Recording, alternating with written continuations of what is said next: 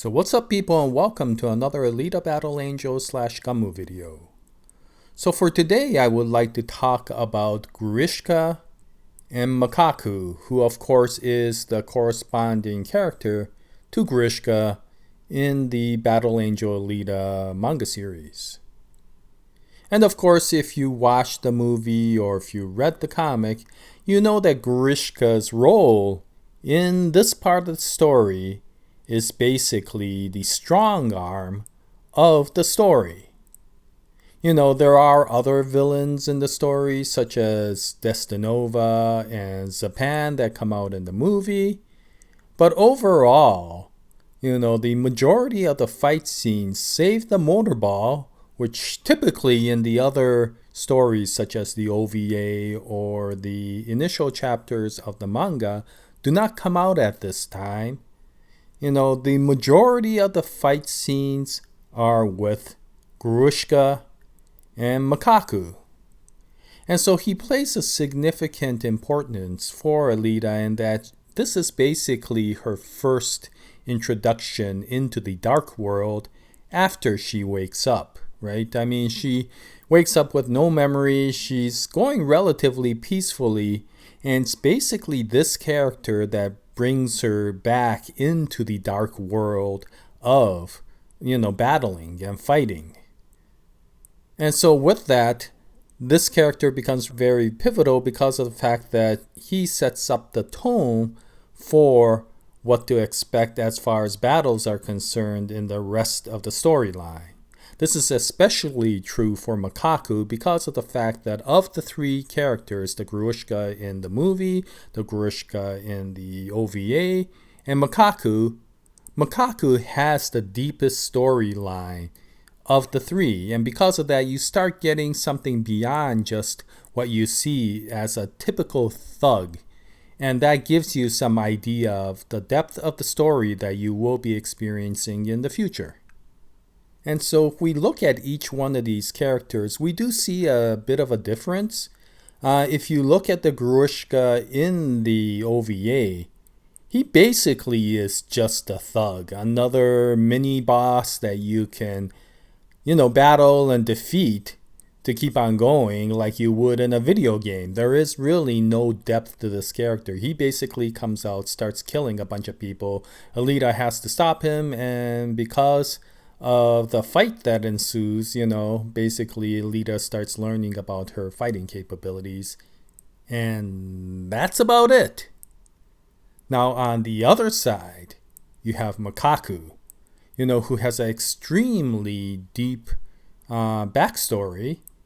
And because of that, you start getting some understanding of what the world of battle is all about. It's not just about defeating a bad guy, identifying a bad guy as a bad guy and just going out to kill him and justifying yourself with, oh, I defeated a bad guy, so I must be the knight in shining armor. No, there is a lot more to it than that. And of course, you realize that especially because of the fact that at the very end, when Alita does defeat Makaku and basically kills him, one of the last lines Makaku says is, "Thank you," which for the people who watch the video or the movie might find extremely unusual. And that gives you the depth and the twist that you see in the story of the manga.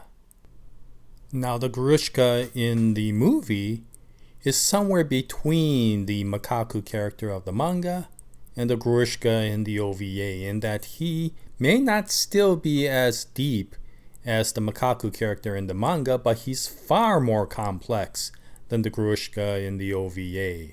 There is a purpose for his existence, and he does help build the world of the storyline through his existence. Because there is relationships beyond just the antagonistic, conflicting relationship that he has with Alita. He also has a very strong relationship with Destinova. And because of that, Grishka helps define and create the complexities of the world through his actions and his interactions with Alita and the other characters. And because of that, I do feel that he is far more important than the Grishka in the OVA. Now, before I go on, I do want to give my usual spoiler alert, although there's not going to be much spoilers here because, of course, Grewishka's life and his story ends with the first movie. So long as you watched the first movie or you saw the OVA or you read the manga, you basically have the complete picture of Grewishka. However, because I'm going to be talking about Makaku, if you are interested in reading the first few chapters of Battle Angel Alita, then you may want to first read that before watching this video. First of all, it won't spoil you, and second of all, it'll give you a better understanding of what I'm talking about with regards to the Makaku side. But in any case, if you're not, then it's probably not going to be important anyway. It's not going to spoil you because of the fact that whatever happened in Makaku's difference with Grishka is not going to affect any of the future movies in the Alita Battle Angel cinematic universe. So with that said, I hope this clarifies how this video may spoil you or may not spoil you. And as always, please watch at your discretion. Okay, so with regards to Makaku and Grewishka, as mentioned, their role in this movie is to be the strong arm. And this is quite important because of the fact that this is a techno-thriller of a movie. And you wouldn't have much of a thrilling part of the movie if you removed Makaku or Grewishka from the story. I mean, if you think about it, just imagine taking their scenes out of the story. Then you'd basically have a drama, right? A relationship drama in a dystopian future sort of society. What brings the thrilling part to a large extent is the interaction that Alita has with Grishka or Makaku. And under that circumstance, of course, that gives the dark feeling that is necessary to give the plot and build the world. Now, of the three characters, Grishka, and Makaku, Makaku by far is the most menacing of the three. And in fact, his demeanor is so disturbing that if they put the Makaku type character as he is in the source material into the movie, there will be no chance for them to retain their PG-13 rating. And of course, the characteristic that really set him up as a terrifying antagonist is him being an endorphin junkie. And of course, then the scene that really terrified you was when he basically took people, ripped their skulls off, and while they were alive, ate their brains for the endorphins. And of course, just like finding out that Hannibal Lecter was not only a murderer, but a cannibal, this scene alone set the tone for just how vicious Makaku was going to be. And of course, this gets further enhanced later on as he does other violent scenes, such as the one where he steals Kinuba's grind cutter body away from him. And how he does it is extremely disturbing, where he has that slug-like body and he somehow gets behind Kinuba and wraps that slug-like body around Kinuba's neck and then slowly starts constricting him. And you can see the reaction on Kinuba's face while he slowly stretches and rips that guy's head off right from his body.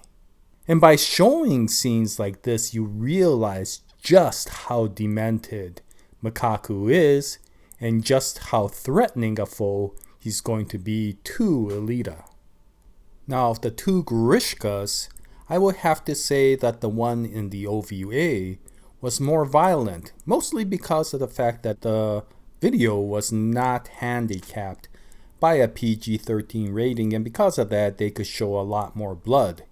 And it's only because of that reason that I found the Grewishka in the OVA to be more violent than the Grewishka in the movie. However, as far as which is more menacing and threatening, I would have to say that the Grewishka in the movie was more menacing. And you have to thank Jackie Earle Haley for a wonderful acting as well as good writing that showed more depth of character and a more demented persona in the Grewishka in the movie rather than the one in the OVA. The one in the OVA, for the most part, just grunted and screamed and said a few small lines. However, the Grewishka in the movie was able to show how menacing he was through the lines that he stated, even though he was handicapped by a PG-13 rating that prevented him from showing some of those violent scenes. And lines that I'm talking about are ones such as these. What's the matter? My little toy doesn't want to play anymore? I'll turn you into a living pendant to adorn my chest. And I can hear your voice every moment of the day, pleading for mercy. And of course, that scene plays homage to the living pendant scene that you see in the manga. And by putting scenes like this, which are very well acted by Jackie Earle Haley, it gives the character of Grewishka in the movie, despite being handicapped with a PG-13 rating, the ability to show menace and threat to the main character and give him the depth that is necessary as compared to the OVA. And of course, it was the creative nature of the writers that gave that scene the wonderful opportunity to use one of the most creative ways of using the F-bomb in a specific scene for a PG-13 movie. Now, beyond menace, there is also the importance of character depth. And for that, I would have to say that once again, Makaku provides an incredible amount of character depth that set the tone for the complexities and the depth that you would expect in the Battle Angel Alita comic story.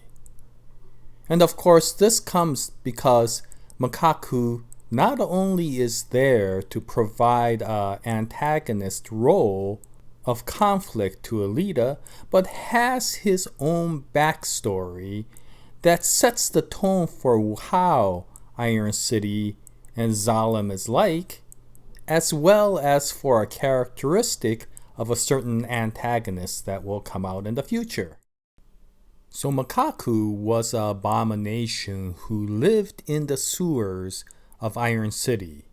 He was of such a low status that he looked up to Iron City the way the Iron City citizens looked up to Zalem.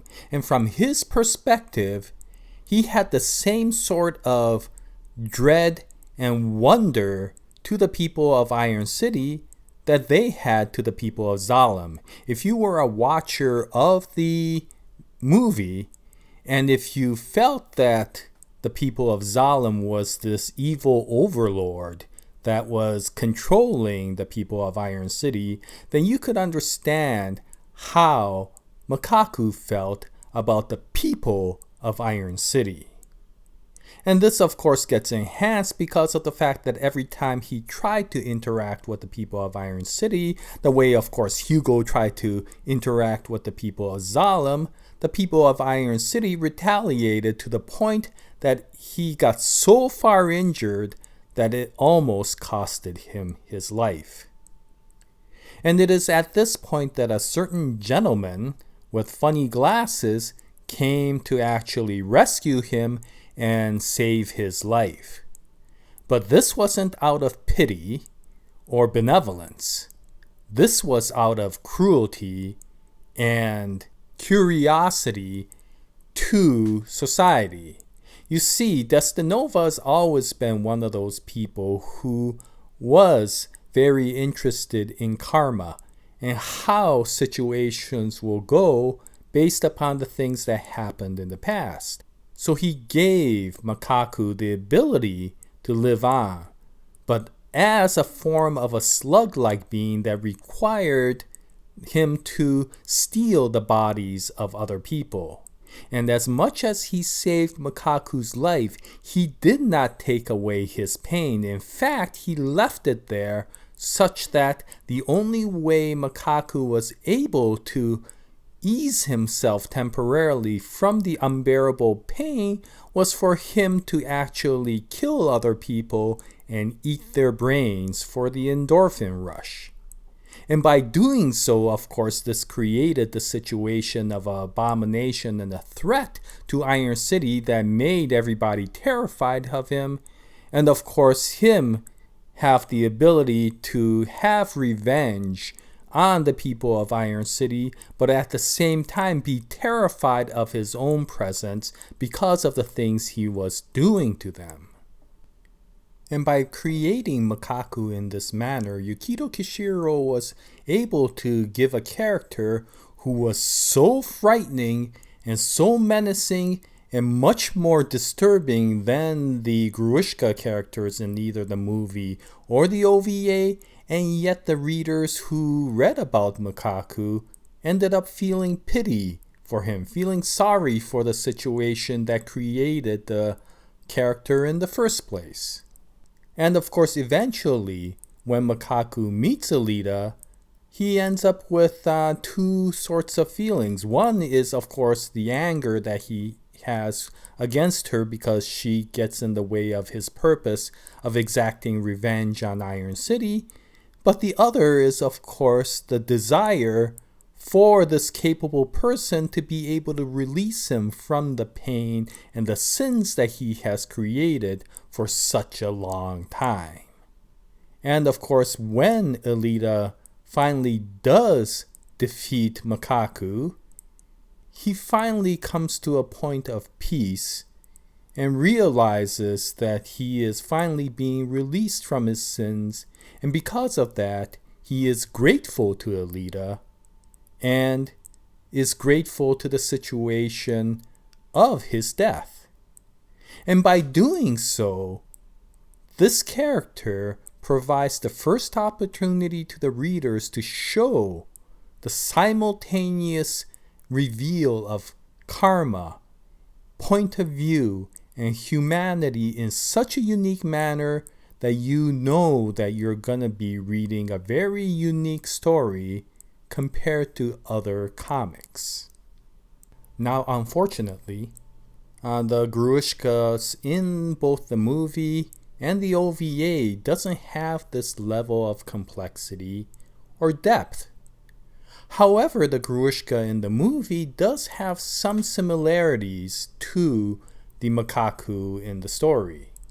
First of all, he is a product of Destinova, and second of all, he is also a resident of the sewers. You find that out, of course, when Alita goes down to the sewers from the Kansas bar, and Grewishka says, "Welcome to my world."